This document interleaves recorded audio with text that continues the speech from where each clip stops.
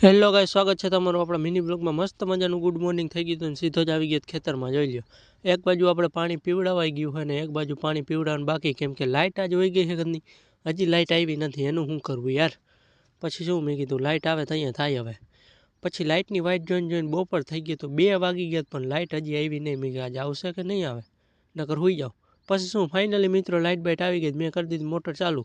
Finally પાણી આવી ગયું આપણા ભૂંગરું કહેવાય ને, એ ભૂંગરામાં 3 વાગે ઠેઠ લાઇટ આવી યાર।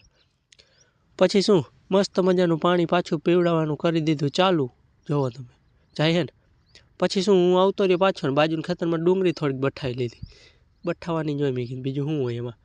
પછી શું નાહી ધોઈને રેડી થઈ ગયો ને જૂના કપડાં પહેરી લીધા, મસ્ત મજાની ગાડીની ચાવી લઈ લીધી ને ગાડી કાઢી લીધી, કેમ કે આપણે જવું ગામમાં।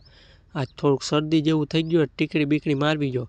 પછી શું હું નીકળી ગયો ફાઇનલી ગામમાં જવા માટે। રોડ ઉપર ગાડી ચડાવી દીધી અને ગામમાં આવીને જોયું તો મારો ભાઈબંધ આઈફોન જોતો। મેં કીધું લે હાલે, આનીમાં પૈસા આવ્યા લાગે ક્યાંકથી ભાઈ। પછી શું મસ્ત મજાની 2 શરદીની ટીકડી લઈ લીધી, એક તો ત્યાં દુકાનમાં ઠપકારી લીધી। મેં ઘાએ ઘા ઠપકારી લઉં ભાઈ, શરદી મટી જાય ઘાએ ઘા, બીજું હું। પછી હું બ્લોગ તમને સારો લાગ્યો તો લાઇક શેર કોમેન્ટ અને ચેનલમાં નવા સબસ્ક્રાઈબ કરવાનું ન ભૂલતા। મારે પાણી પીવું જો ટીકડી